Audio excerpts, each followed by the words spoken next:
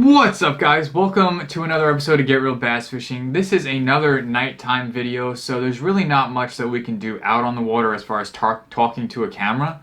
So we're going to be doing some talkovers here. I have a couple clips with a bunch of striped bass in it that I want to talk about, show you guys what I was doing, why I chose what I did, and how we caught some fish.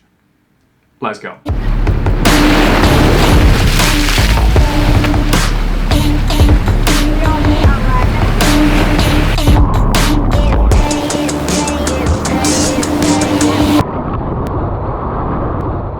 So first off, I want to get this video out because people have been asking, and I know Erica's been waiting. She actually caught her first striped bass, and it happened to have been on a bucktail. So what you're going to see, there's two different baits in this video alone, actually in this entire video alone that I'm going to talk about. One being the bucktail, happens to be the one that I make, the Spikes bucktail. And we always use these little trailers here, the grubs, whether it's a 4-inch or 5-inch. Like the one that Erica caught her fish on was a 1/2 ounce Spikes bucktail. I'll link these down below. They're on the website as well as the grubs that we sell. It was a 1/2 ounce bucktail with the 5-inch grub cut down a little bit just so it fit on the hook a little bit better. And we had those on the website. This is a 1/4 ounce bucktail with a 5-inch as well. All you got to do differently than the 1/2 ounce or a 3/4 ounce with the 5-inch grub is just rig it a little bit higher instead of rigging it centered, and you'll be fine with that. And then this is the 3/4 ounce bucktail, again with the grub. And then I'll talk about the next bait when we talk about that. But Erica's one fish, I posted this on Instagram. It seems to be either you're catching a lot of fish, or you're just catching one singular fish, one straggler, one rogue fish. But if you don't catch that one fish, you're getting skunked. So I'm going to show you guys and tell you guys what we do in order to try to get our one fish so we don't get skunked. In this instance, we went out at night. We had some crazy weather going on, and it just seems to be like the bite wasn't going to happen, and we drove pretty far so that Erica can catch a fish. And I had some good luck in this spot, and I was like, all right, this is going to be the one time that I bring Erica, and we're not going to catch any fish. So in order to catch fish when they're really, really finicky, I like to downsize my bucktails or downsize a profile, whether it's going from a giant plug all the way down to a small bucktail. In most instances, when I'm really struggling, and depending on the wind current and rod that I'm using, I'll go straight down to this 1/4 ounce bucktail, and sometimes that 1/4 ounce bucktail is going to catch me more fish than anything else. But in this instance, we went down to a 1/2 ounce bucktail, and the reason for that was because we had a lot of wind and we had some deep water, deep holes that we were fishing.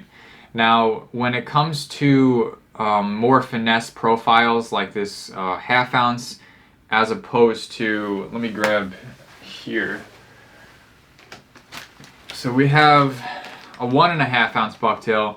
Say the fish are on the bottom and you know they're on the bottom, you're bouncing off and you're hooking into fish. That's when you're going to want to use that heavier profile just to get straight down to the point, get to the fish, and hook up. Now, when you're trying to figure out where a bite is, we found that it's easier to actually float these bucktails. So as opposed to a 3/4 ounce, we went with the 1/2 ounce bucktail. That way we were able to keep our bait up in the water column more and just have it float around and sink slowly, as opposed to casting it out and letting it drop really, really quickly. So when you're targeting finicky fish, try the 1/4 ounce, try a 1/2 ounce bucktail. That way you have more, I guess you're covering more water at a slower pace with those little grubs on the back kicking off, getting some vibrations out in the water, trying to get the attention, and instead of just going straight down to the bottom. The only time that I like going straight down to the bottom is when I know the fish are on the bottom, and that's when I'll use that heavier profile. That way I can get down and bump the bottom. Spikes bucktail.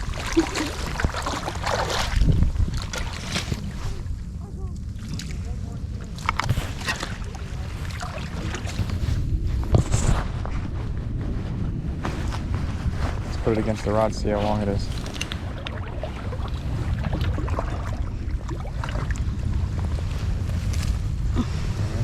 up to 1, 2, 3, third.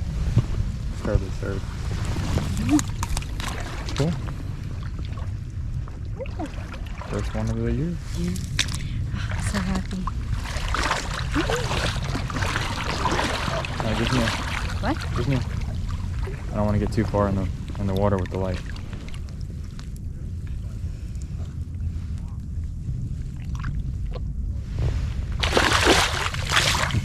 I knew it was gonna do that. There we go.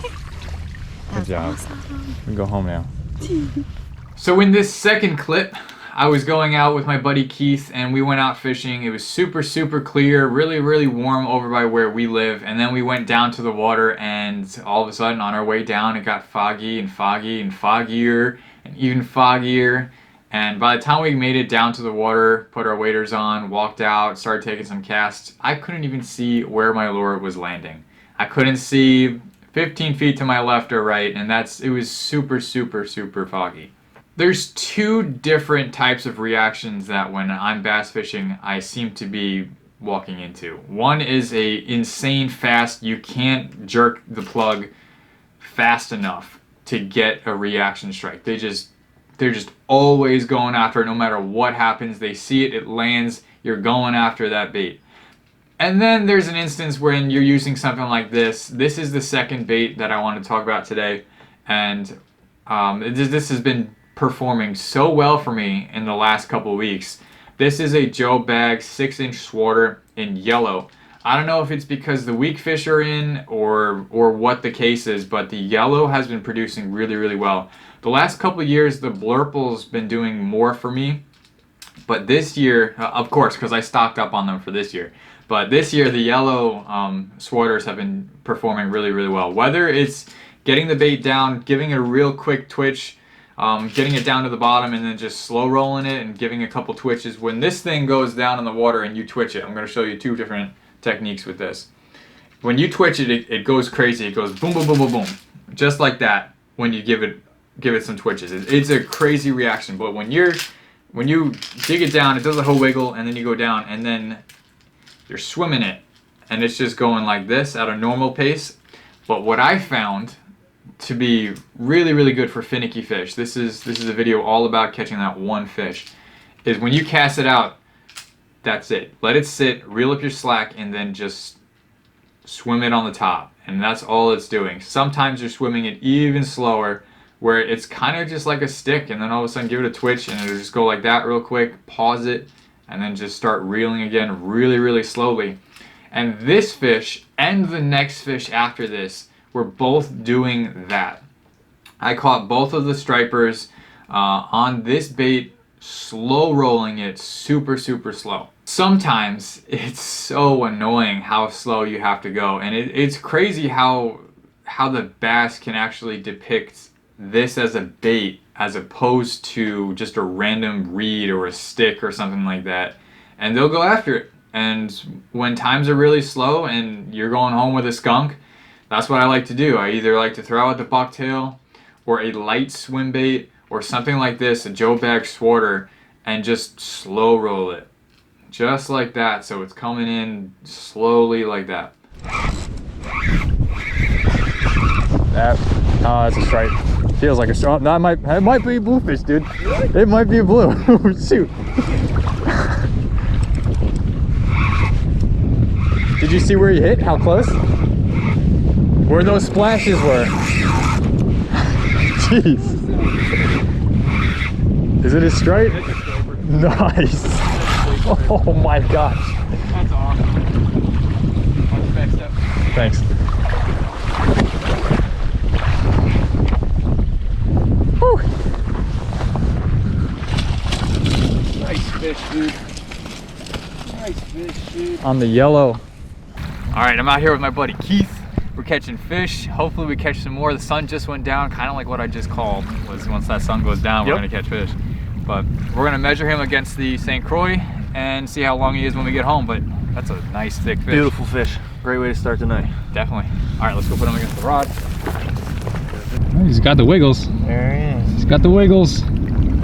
There we go. Nice, dude. All right, now you got to get one.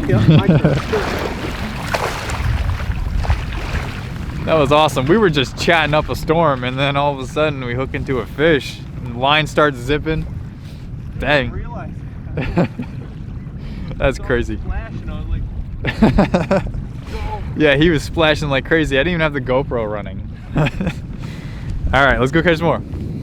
Well guys, I hope you liked that video. Once we're fishing more in the daylight, we're going to be able to do more teaching and hands-on stuff while we're actually out on the beach, as opposed to having to come inside, because it's almost impossible to talk about anything in the super windy conditions at night, let alone being able to see anything at night. But we're getting there, and we're catching fish. You guys are reaching out like I asked in the last video. If you guys wanted to reach out for some tips, you guys are reaching out. We answered some DMs. You guys sending us pictures of fish you're catching. It's so awesome seeing that you guys are actually learning something from these videos and applying it and catching fish, sending us those pictures. And even those bucktail pictures, thank you guys for sending them. We really appreciate it. It's cool to see something that I make in a shop that you guys are catching fish on. So if you guys wanted to purchase some, I'll link them down below. We'll put smoochandrelease.com down there. We also have these hats, Smooch and Release hats. We have different types of styled hats and sweatshirts, shirts, all those things. And as well, we have some articles on the website. It's under the articles tab where you guys can learn how to catch fish. We have a bunch of different types of things on there that we're going to be writing about, freshwater and saltwater, how to do it, techniques, and things like that. So if you guys are interested, go over to smoochandrelease.com, make an account, free account, just an email and a password. That way you guys have access over to the articles and how-tos. So that's that. Thank you guys for all the support in the beginning of this year. We've only put out a couple videos and the support is unreal. Thank you to everyone who is new that has subscribed. If you guys want to see more videos from us in the future or our past ones that you haven't seen already, give this video a thumbs up. That's how the algorithm is going to show you more of our content. Or just go ahead over to the YouTube channel, Get Real Bass Fishing, and check out some of the content. Make sure you hit that red subscribe button if you haven't already. Let's hit some crazy goals of catching fish this year together. Alright guys, thank you for watching. Stay real, smooch and release, and have some fun on the water. We'll see you next time. I can't reach.